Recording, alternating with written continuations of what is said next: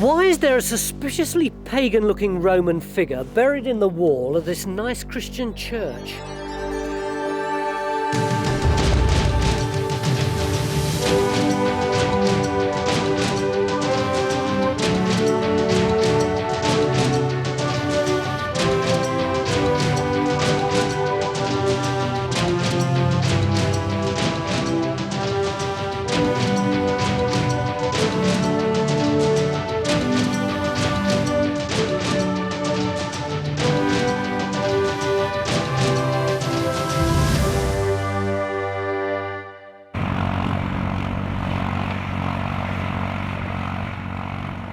We're in the heart of the Wiltshire countryside, land that's been ploughed for at least 2,000 years. Tockenham is a pretty little village about 12 miles from Swindon, but it is on the flight path of RAF Lynham. The village church of St Giles was built about 600 years ago. In the wall is a small pagan Roman statue. Time Team are here to solve a riddle. There are no Roman remains in Tockenham, so where on earth has this come from? The team are already scattered around the site, while Victor, the team artist, is concentrating on the statue itself. Morning. Well, according to this little bat thing, which was in the church, typical piece of Church of England, isn't it? It says that this statue, outside the porch, embedded in the wall, is probably a Roman god that may be the oldest possession that any church in ancient Wiltshire has. Pevsner is the thing I always go to first with these things. What's that? This is the book on the buildings of England. If you look up the bit on the church, it tells us, for example, that in the south wall, west of the porch, a Roman figure of Aesculapius. From Homer, the doctor. Greek god of health, something like that. No, come on. He was the chap that Socrates raised his cup of hemlock to before he finally expired. A cock to Aesculapius. I remember that from my school days. And this thing is presumably the sign of doctors, isn't it? The stick with the snake round it. Oh, I'd like to hear an expert on that. I like the ice cream cone top right, though. Oh, this thing up here. We'll get an expert to come and look at it, actually. Yeah, We'll get yeah. Dr. Martin Hennig from Oxford to come down and look at it. But from the archaeological point of view, one of the things we have to think of is the church on an earlier pagan site, that was Christianised later on? Does this belong to some sort of temple complex or something like that? So we've started to work in the field next door. If you come over here and have a look, where we've got a spring, reconstructed modern pond actually, but there is a spring under it. In fact, there are lots of springs round here, and there's this association with springs and pagan sites and religious sites and all the rest of it. So we're going to be doing some coring out there. You see Phil with Mike and Julia there, and then see what we get out of that. Same old patch, isn't it? But because of the possibility there might be an early structure on the site as well, we've got the geophysics laid out here. You always say geophysics or Geo Fizz, horrible word. What does it mean? Well, in this case, we're going to be using resistance, a resistivity meter. Oh, thanks, that's explained it. This is a gadget with two prongs that you put in the ground, and it passes electric current between the two. If there's a wall in the ground, the current hits that and there's resistance. If there's a pit or a ditch, then the current goes straight through. So the machine measures how much resistance there is, and then all those information can be processed later on and give us a sort of underground picture of whether there are walls there or pits or whatever. So the Romans might have built something on a site which was an earlier holy site that as well. connected with that as well. springs and yeah, things. and the Romans merely put their interpretation and applied their particular god to that particular spring or area or whatever. So it's a Romanisation of a prehistoric setup, and what we might have here, of course, is then the Christianisation of something pagan. If this had been a sacred spring, then the locals would have chucked in offerings to the gods, and these may turn up in the cores. There could be 2,000 years of ritual history buried in the mud of the pond. For the pond? And it's got charcoal. So maybe this place has been holy as long as there have been people around. This Christian church has incorporated the Roman icon into it, and Always there's this same idea, this spirit of place, this concept that there's something essentially spiritual here. It's different from anywhere else. And this chap, he'd have been in some shrine or temple here originally, wouldn't he? It'd be nice to see what that would have looked like. I'll go back to the incident room and see if I can find out.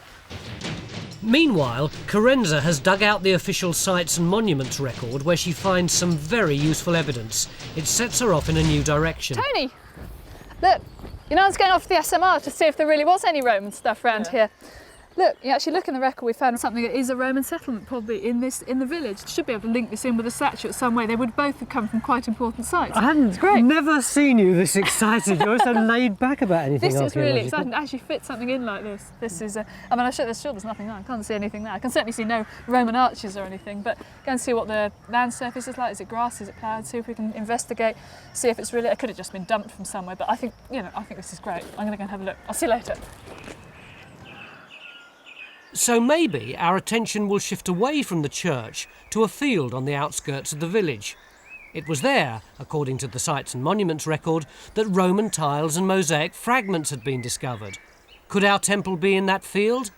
And what might it have looked like? Right, what have you got to show me? Well, Victor's been drawing some of the types of temple we could find. This is probably the simplest. Looks a bit like, a Blue Peter toilet roll holder. But this is a rather interesting one from Hayling Island. And although it's a very basic little design, they probably tarted it up a bit. Sure. And this is Lydney Park in Gloucestershire, where you've got a major colonnaded temple, but in association with it, a massive bath block and also substantial guest house accommodation for those coming to worship or coming basically to be healed. Hello, you Mr. Barnes? Carenza has called in David Barnes, the landowner, who found some Roman fragments while ploughing one So winter. would you mind if we came and did some surveying across this field, try and find out more about the context that these finds might have come from? Not at all. I'm actually thinking of ploughing the field up. It badly needs ploughing. So would it be useful for you to know more about the site they came from before you plough it again, If we're to avoid hitting anything, yes. Right. Could you show me exactly where they actually came from? About 50 yards out from the plant. Oh! Okay then, what have you got? Well, we got one core in here, Mick, and we're going to try and get it out. Do you want We've got the pond. You've got the pond. Make sure the level doesn't start to drop. Yeah, and this is a fine silty deposit which was actually formed when this area here was underwater, under the pond. Yeah. What we can now do is describe this. We've actually only got about 40 or 50 centimetres of pond deposit, which the age of which we don't know. Yeah. But we can sample this now and actually try and see whether there are any plant remains in here, and we can sieve those out here in the field. Oh, right. So you'll be able to tell us something about that later today, probably, will you? Yeah, that's the aim, yes. Seriously, you've got something else? By now, Carenza is convinced there's something big worth investigating in David Barnes' field. She rushes back to find the Geo Fizz team. They've got to hurry up and finish working round the church. We've got to tie this area up very quickly and get on to the next field. I mean, it is such a large field. Yeah. It could be a good 2 days' work in there. This is the Tockenham Tithe Map, 1866. Original field names and boundaries might give us a clue as to what's buried in that field. That date, and here's the field in which Carenza's interested, number 61, and also the field next door to it, where we're going to be doing some field walking. I thought this was brown paper. It's actually old linen. Oh, that's the real McCoy. But we can go one step further, back to 1764, to an absolutely magnificent estate map of the manor. And here's Carenza's field, Padmead, next to Knighton's Padmead. Well, this is the one where they found the Roman bits. That's right. And this is clearly a later boundary, you can see by its regularity. So it could have meant that these two fields were one field originally. That's right, immediately south of Widow Pinniger's Drong, which I think is absolutely superb. I'd like to go there. And finally, we've arranged for the digitising of the Ordnance Survey, the modern Ordnance Survey map of the area, and plotting all the information that people have formally come up with and what hopefully we're going to come up with this weekend, so that we can compile a master plan of everything in this immediate area round the church to hand on to future generations.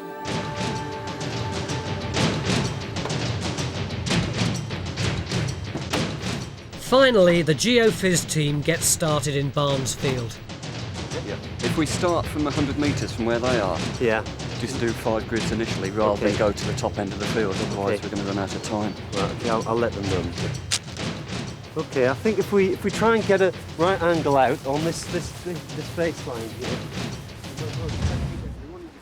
Meanwhile, Martin Hennig from Oxford University turns up to take a look at our statue. Aesculapius. Oh gosh, I don't think it is Aesculapius. It's a genius, a local god. Why can't it be Aesculapius then, Martin? Because first of all, Aesculapius never carries the horn of plenty that we see there. Right. And Aesculapius always wears Greek dress and not a Roman toga like that. What sort of temple would you imagine that this character might have come out of? It could have come from any sort of temple, but it could also have come from a domestic site. What, a house? A house or a villa. A Roman villa, in fact. Yes. Ah. So maybe we're not looking for a religious site after all, we're just looking for some Roman soldier's gaff. I think we better go away and think about the implications of that, and then we might be looking for a Roman villa instead of a temple, yeah. Funny how things change on time, team. Whether villa or temple, there's certainly something in the field. The first Geophys readings seem amazing. It's going up to 10 nanotesla in places. Yeah. But there does seem to be a sort of cyclical trend almost, which could be the background. We think that the ridge and furrow is running basically going across us here. East-west? Yeah, east-west. So we'll actually put our grid in that orientation. Yeah, I mean, it is a concern though. I mean, it's such a huge area. Time's against us because we spent so long around the church. It's now obvious that this is where we should concentrate. So what exactly were the Roman objects found here that have got everyone so excited about the field? David Barnes and another local collector, Bill Giles, have brought in their finds. So where did these come from? The main site that you're investigating at the moment, other than that one roof tile with the nail hole which came from several fields away. Well, this is all the classic indications, even down to the tesserae, these little squared up bits of stone and tile from some sort of mosaic floor, plus the heating flue tiles, all suggest a villa rather than an ordinary Roman building, although you've got the pottery and stuff with it. And then over here, Bill's brought in a number of the finds from the same site, Bill? From the same site and the surrounding fields around the main site. Right. Yep. Including a number of coins, Martin, which you... They are coins of the house of Constantine, the first Christian emperor. So this is 4th century. These are 4th century. Is this the right sort of context for our sculpture in the church then? If we've got finds indicating a villa as we talked about. Well, my eye has just lighted on this piece of stone here, which is in fact a piece of sculpture. It's only Cotswold limestone, exactly the same material which our sculpture in the church is made, and it would suggest that is not the only carving that was to be found on this side. So a Roman villa with statue in it, does that tell us it's a higher status building? Very possibly does. Plough soil then, and yes, there was a fair spread of... All that stuff was first shown by Barnes to local archaeologist Bryn Walters. And I've kept an interest in the site since, especially there has been some threat to it by continuation of modern agricultural activity. We're very worried about, obviously, deep ploughing these days. Yes. And there was at one time a threat for a new sewage system coming through this field. So we've kept an open watch on what might be happening here. There's a strong possibility on the evidence which we found laying on the surface of the field that we've got quite a substantial building across here, and who knows, we may very well be standing in the middle of a nice room here. The sooner we get the geophysics results, the better. That's what I'm looking forward to. So are we all. Against fading light and the threat of rain, the Geophys team pushes on to cover the field. They'll carry on working until nightfall, but for us, it's time to take stock. Ridge and furrow, Looks like a filthy grin. Well, I was wondering, Bryn Walters is the local archaeologist who's looked at the stuff, and he thinks it's a really exciting site. He's really excited about it. We're looking forward to the geophysics results. I've been trying to get Chris to tell us results. He's looking really pleased with himself, but says things. But he's not really ready to give us a plot out at the moment. We've just had a session in the incident room with bits and pieces that have been picked up from this field before, and I got very excited about this because if I found this collection of stuff on a piece of field work I was doing, I wouldn't have any hesitation. We've got hypercaust heating flue tiles of a central heating system. We've got roofing tiles. We've got bits of masonry and so on, and we've got wall plaster still with the paint on it. And that, to me, adds up to a Roman villa. You know, I would have no hesitation. This is what Bryn's saying. He's sort of. And you've still got nothing to say. Well, you're all just going to have to wait. That colour's a background to the statue. Yeah. It's that crimson ready colour, you know. End of day one, and everyone seems to be excited. Mick reckons we might have a villa, but we've got to wait until Chris is prepared to spill the beans before we know exactly what it is. Hope we'll know tomorrow.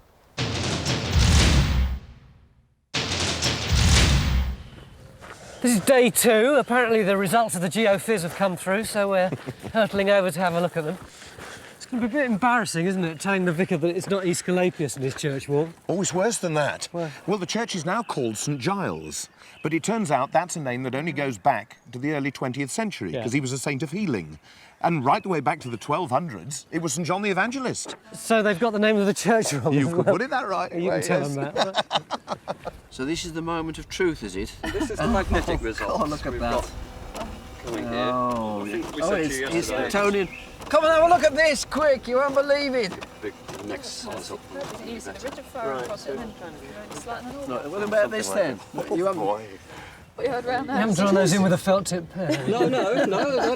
These are 20 metre squares, so it's a massive complex. 100 metres across there. 80 or so. 80 or so. And that's all foundations? No, we think these are ditches. Whether they're robber ditches or whether they're actual enclosures associated with the villa. Farmhouse or all that noise is quite often structural. All that noise is quite often structural. What does that mean? That's not English. It's in my excitement line on it. Just know there's something happening in here. So you're definitely saying villa now? Well, with a little bit of knowledge.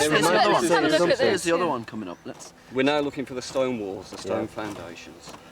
Oh, that's an apse there. Is that a tower? That's just a villa plan. What's an apse? Curved bit at the end there. Well, you keep saying it's very exciting and it's very mind-blowing. Why? I mean, there's an awful lot of Roman stuff lying around in southern Britain, isn't there? Well, because it's completely unknown. There's no sign of it on the ground. The geophysics is so there aren't many villas around here. This is the first villa found between Swindon and Chippenham. So this bit, the bit where the actual villa is, where's this on the field? I think we come. The key point is this peg here. This one over here. This one over here. Yeah. Because we're standing right on the edge of the villa building itself, and the villa building's going that direction. Sort of younger and fitter. He's a jolly sight younger and fitter. We're standing in here now. Okay. It's a big place, isn't it? It is a big one. We'll get over there and they'll go hair off in the opposite direction. Well, if we stand here, we can head him off. Everything going that way. Over in this direction too? Going that way, we're talking about the villa complex. Is that okay? It's over here. Get to the fall over there. How far does the Geo Fizz go then? It's the size of Wembley.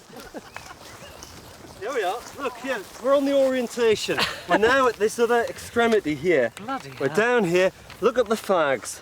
That's the orientation of the villa building as we've seen it here on this wing or whatever it is. Well, that is fairly impressive, isn't it? And we're only at the beginning of day two.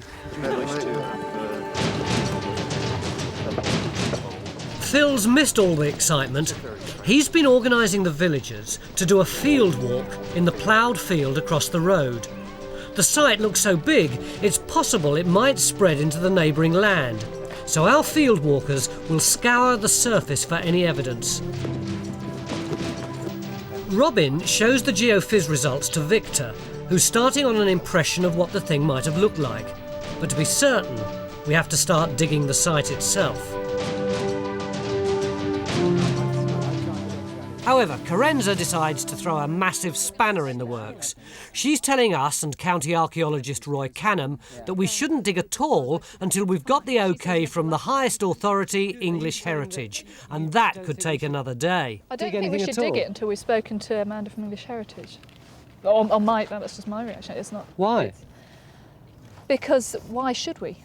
It's a site of outstanding quality. You know, it's an outstanding site. We're going to dig a little hole in it. It's not going to tell us.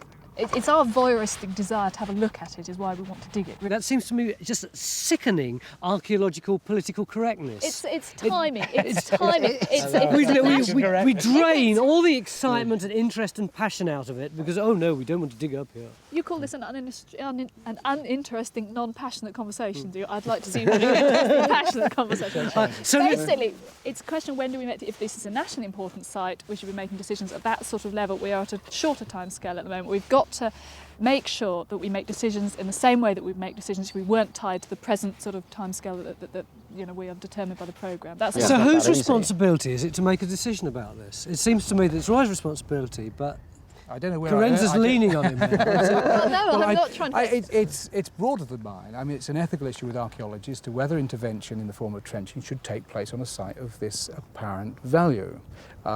If it's going to happen, it's going to be under high professional control and minimum damage to the site, or zero damage. Minimum interference. Minimum interference, absolutely microsurgery into the site. The farmer who wants to plough it and reseed it, it would be useful to say in one part of the site, the stuff's only 6 inches down, 9 inches down, whatever. We've gone through the topsoil, not any archaeological material, but through the topsoil, and that's how deep it is. That might then affect whether he's allowed to reseed it because it's scheduled or wants to reseed it or whatever.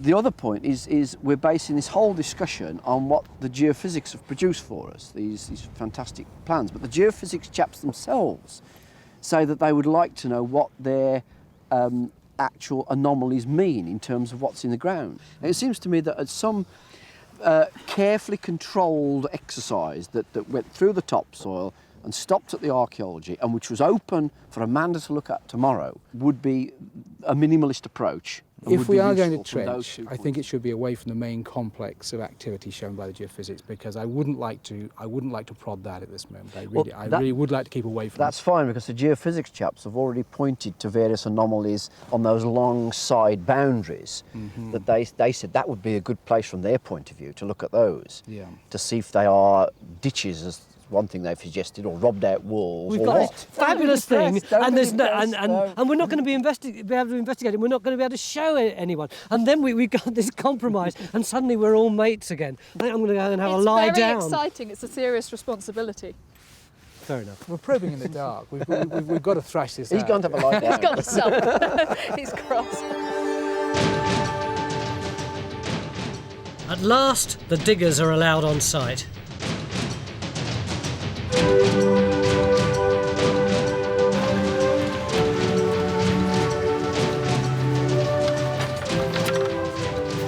It's only going to be one small trench, and in a corner of the site.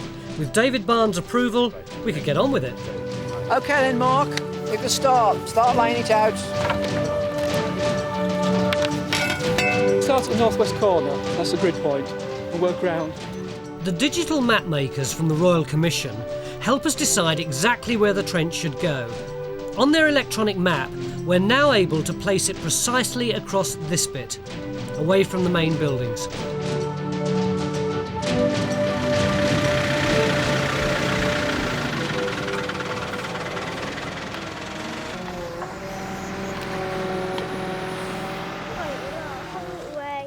Over in the ploughed field next door, the villagers are turning up dozens of new finds. Yeah, Chris. Put that in. See that sharp edge there? Put it in Mummy's bag. Do you think we should put it in? Yeah. Okay, then if in doubt, put it in the bag. That's what Phil said. Yeah, that's quite a big chunk of that. Oh yeah. Oh yeah. Yeah, I had some like that. And there's mortaria, look. That's what that is. Well, this is great. I mean, this is Roman piece of pottery. It's exactly what we wanted, and it ties in perfectly with the site on the other side of the road. And no, it couldn't be better.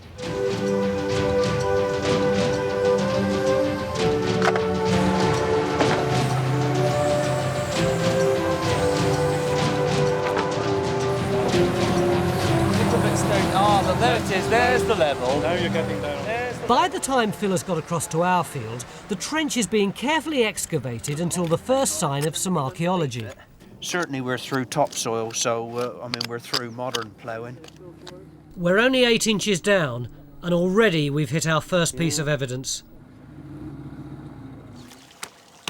How about this for a piece of archaeology?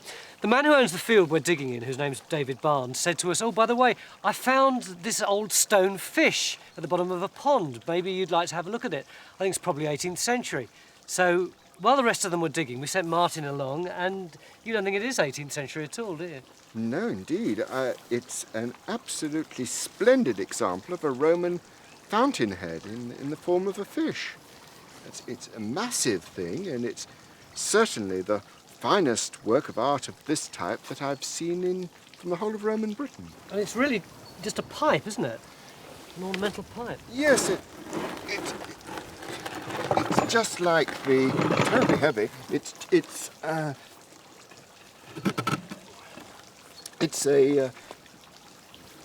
It would have had water gushing through it at an enormous rate. It's the sort of thing that we know that was very popular in the late Roman period. So if this was a big fountain, then does that imply that the building that we've got was actually a very big building of high status? Oh, it has to be absolutely top-notch. This is not something from any ordinary villa. This is something that comes effectively from a palace. We had a depth of... By now, the results from the coring from the spring are ready. Could they prove that it had been used as a sacred site, and maybe that was the reason the Romans had come here? Microscope in the field. All right, this is the one you were really sort of hopeful then. That's just out of that one... Out of that one small sample of soil, and from there it is absolutely full of charcoal and carbonised grain. And some of these black blobs here are cereal grains that have been processed. How can you tell they've been processed? There is no chaff, no other bits of straw or the ears, but also there are so much grain in this single sample, which is only so very small, that something very special or very odd is happening here, or they're using the pond as a dustbin. And or a ritual shrine? You tell me. And it could be Roman. It could easily be Roman. Because hypercourse tiles had been found in the field, we know that our site had some form of heating. So how did Roman heating actually work? The hot air, and inevitably the smoke, was funneled into and under the floor, and also, at a later stage, up through the flues in the walls, so that you got almost an all-round type of heating. It's a fascinating system. The idea that the Romans, 2,000 years ago, could invent central heating, and then the secret be lost for so many hundreds of years afterwards. How you doing then? What have you got then? We've got pot. Saxon pot. Good. It's beginning to look as though the Romans weren't the only people to farm at Tockenham.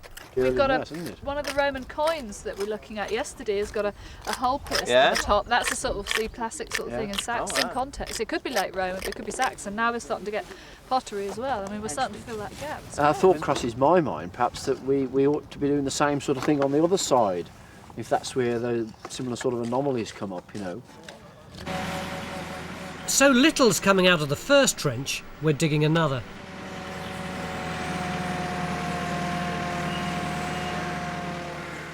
But that too turns up absolutely nothing.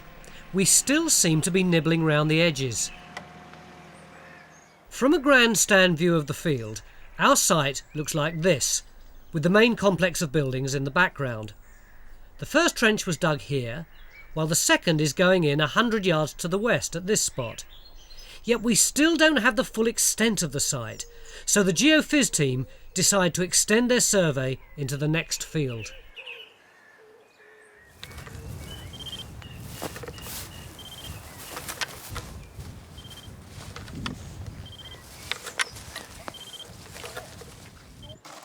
We know that some of the rooms in our building would have had mosaic floors. This is how they'd have been made. We're reproducing a classical design and even using some original tesserae found on our site. So is this how they did it then, Martin? Putting these mosaics together? This is one of the methods. It's what's called the indirect method. You lay it out on a table, gluing them into position, and then the thing can be taken to the site and turned over and laid into prepared cement. But I mean, there were schools of these people. Is that not right? Yes, indeed. Different styles. There was one school based on Cirencester itself, and this is a typical example of the Cirencester or Corinium Geosh. And we would be within that area here. We'd be in that area. But how would a villa owner or a major landowner go about getting one of these? Probably have got somebody to come out and look, and what they would have brought with them were probably a series of sheets of patterns, what we call a pattern book. Right. So it's almost like picking the wallpaper or the curtains for the house today. You sort of look through and say, oh, well, you know, I like that one, but what I'd really like is something like this in the middle, or my favourite god is so-and-so. Is that what you do? Yes, exactly that. Yeah. So we got... In the meantime, Victor's getting on with his drawing of what the buildings might have looked like. We set about working out the buildings from the ground plan that we got from the geophysics boys. It's got a huge hall in the centre. But that's only one theory. As usual, there's at least two others. Looking at the expanse of evidence that we've already turned up, both Martin and Bryn reckon that this is in the top 3 or 4 houses, villas, palaces that we've got anywhere in England. What, in terms of size or plan or what? Scale. Scale, oh, right. He reckons we're talking provincial governor. Right. End of day 2, and quite frankly, I don't know what the hell's going on. We know that there's a massive structure under here, and because of that fish, we know that it must have been of pretty high status, but is it a villa, or could it be the administrative centre for the whole of Roman southwest England? Well, we dug 2 ditches, and quite honestly, I don't know what Carenza was going on about, because we found virtually nothing in them at all. Phil says that they're embarrassing in their nakedness. But because there was no domestic refuse or anything in them, no sign of habitation, maybe, and this is the current hypothesis, it's a temple, and we're back to that original idea of this area as being a special holy place. Or maybe it's not that at all. I hope we get a clearer picture tomorrow. Keep your fingers crossed.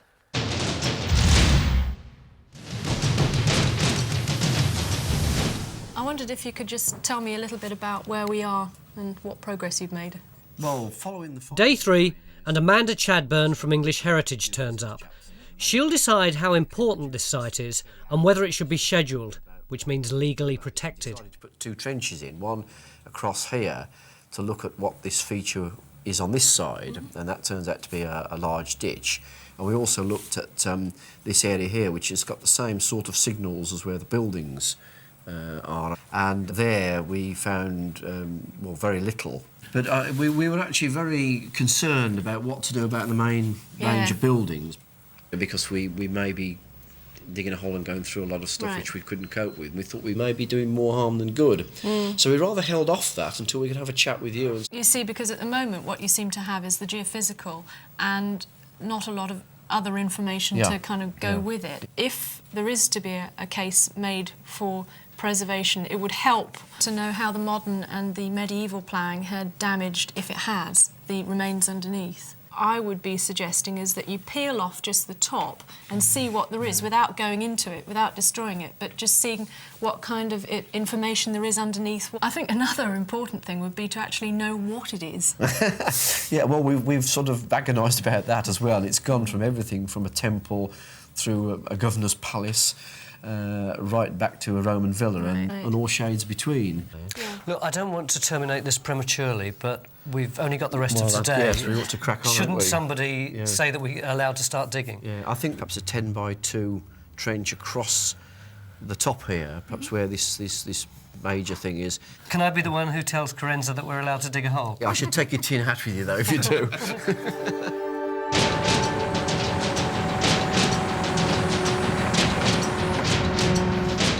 Bit better, doesn't it? Hang on, what's that one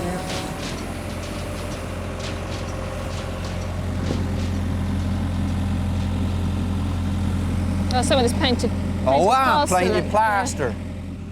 Our major concern is to discover how much damage has been done to the site from both the medieval and modern plough. This is a reconstruction of a mosaic destroyed by modern ploughing.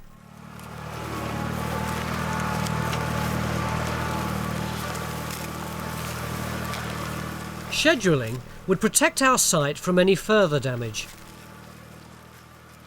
Digging's continuing in the third trench, but time's against us, so everyone's brought in to lend a hand. Sorry, Phil. And this is an amazing survival, really, Tony, for this to actually not be disturbed by all the later ploughing. It's extraordinary that this little cluster has remained like that. Am I allowed to pick it up, Phil? Yeah, I guess Go so. on, let's treat it. This has all been photographed and recorded, hasn't it, Phil? We're all clear on this. No, I mean, I wouldn't straight in. Dislodge it very carefully, Tony, in case it's got other stuff stuck to it, you know. It's coming away. Yeah, okay, that's okay. Turn it up the other way. That's just a little bowl, you see. That's the bottom of it. And nice little piece. that's good, isn't it? Yeah, sorry. Just lift that. Nice little bowl, isn't it, eh? I'm going to leave that last bit for you. Some of these features here might be robber trenches. What is a robber trench? I don't understand, because in that geophysics thing, you kept referring to robber trenches, and they were straight, and then they turned a corner straight. Well, if I was a robber, I'd just dig little pits and look for the stuff. No, it's not like that. Now, this is where people in the past knew there was stone that they could use for their buildings, and so once they'd found it in the ground, they would just follow it along, take out all the usable stone, put it in a cart, take it away with them. And that would leave a trench which is like a ghost of where the wall has been. Oh, I see. Right? So in fact what you're calling robbers were... stone robbers, really. Ecologically sound people who were recycling... recycling the stone, that's because right. Presumably stone would have been a valuable commodity. Yeah, well, I mean, why bother quarrying it when you can go and pinch what somebody else has got? The question of scheduling is still in doubt. Amanda is studying 3D geophysical images of the site to help her decide.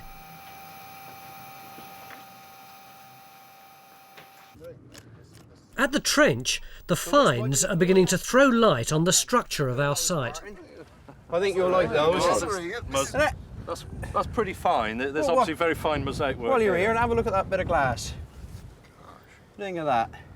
It's edge of a window pane, definitely. Well, so he might have looked out through that very window. Well, a bit foggy, but the light would have shone on him anyway. What do you expect? Double glazing?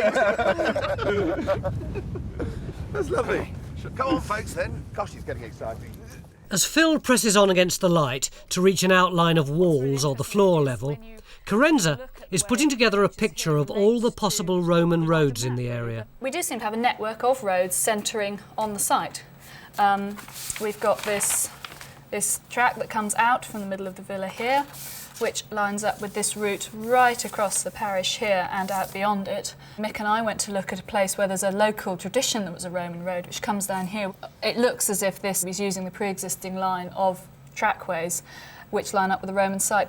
So you've got a sort of estate of arable fields and woodland all linked together by roads, with a major road that centres on the villa or the temple or whatever we might think it is.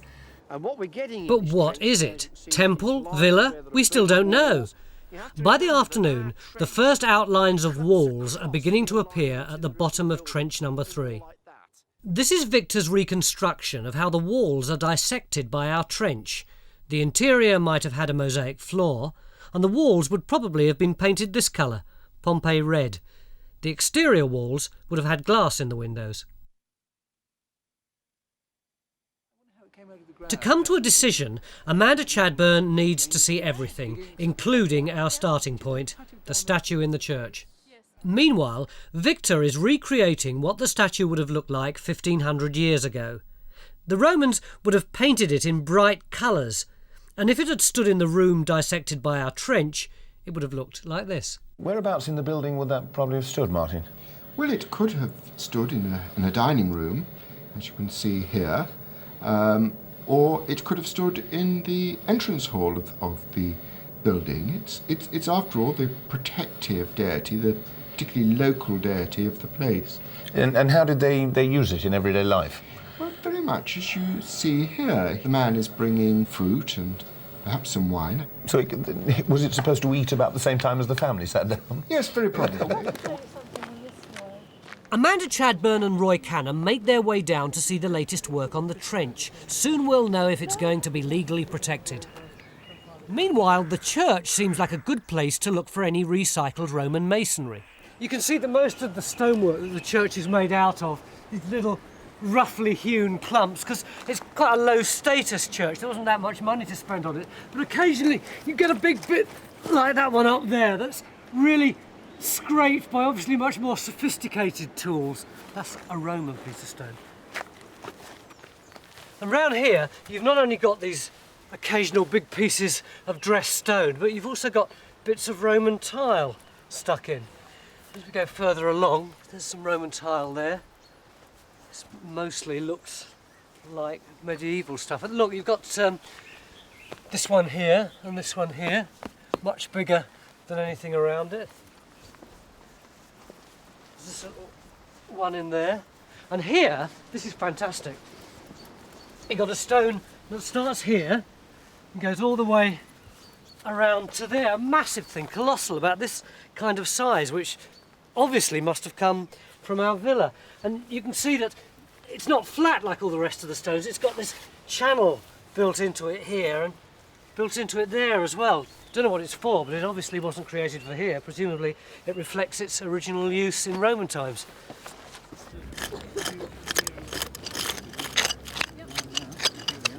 Hi. Hello. Phil, hi. Can you tell us what's been going on recently? Yeah, sure. Well, remember the first trench over there? That one was pretty much wound up. And then the other trench over there, we're just finishing there as well. And now we're back into this third trench, which is the one you got us set to this morning. And I think we're getting some results now. We've stripped off the plough soil. Remember you saw earlier on there was that group of pottery? Yes. Well, that appears to be in a linear feature. Right. Which is aligned through there. Right. We've now got another edge through there. Now, I'm wondering whether or not we've not got some sort of feature there cut into natural subsoil with the line of the wall running through there.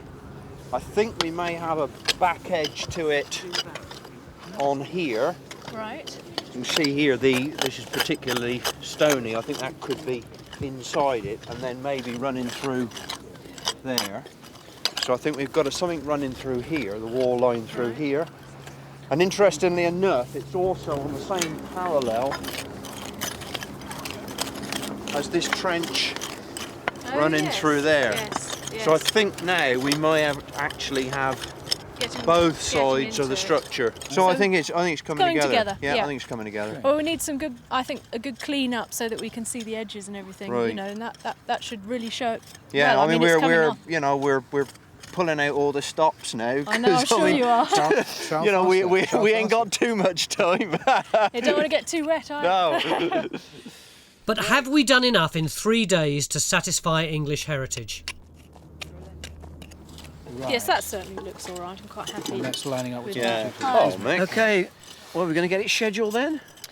Well, I mean, from what I've seen, it looks to be a pretty important complex of Roman buildings, whatever it finally turns out to be. Yeah. And the geophysics looks very impressive, and obviously this has been confirmed with the trench. So I think probably the answer is yes, although it may not necessarily be tomorrow. I think what we'll probably do is we've got this programme called the Monuments Protection Programme. We'll be taking all the Roman villas and the Roman temples within the next, say, 12 months and looking at them as a whole. So this will go into the pot along with all the others, right? Along with all the others and be considered with the others and being compared with the others. But it looks pretty good to me. I think there's a jolly good chance of it being scheduled. Well, the archaeology's over, but there's still one more job to do. You think, isn't it? Here we are. I shan't lay paving slabs for a living, that's for sure. That was hard work. Over to you. Time and a half. This better be worth it. I'm sure it will. This one. Well, we've been out here all day. I don't know what you're complaining for. Oh, do you realise that the mosaic floors that we've found in the villa would probably originally have looked very much like this? Because this pattern here comes from somewhere near here. Cirencester, up just a little to the north. And the corner pieces are modelled on examples from the school of Dorchester in Dorset to the southwest. The words wouldn't have been in English, of course. But... No, but you got the Roman numerals for 1994. It's true. It's not bad. So you can have this in your adventure with our playground. compliments. So what's Latin for time team, Robin? Now that is the kind of question someone would ask, isn't it? You don't know. Tempus Timus, isn't it? Tempus Timus. It's been an amazing 3 days at Tockenham. Time Team have located and mapped a major Roman site of national importance. The Jewel is this vast complex of buildings made up of 2 separate structures, and they are big, 150 feet across and 65 feet deep. On the left is a hall with a semicircular end called an apse. At the back is a tower, and next to it this large structure that looks like it could have been some kind of colossal banqueting hall. The whole thing stood in grounds surrounded by walls and ditches, but what is it? There are 2 distinct opinions. Either it's a very grand farming villa, or it's a ritual shrine and temple complex. But it'll take a lot more than 3 days to settle that question.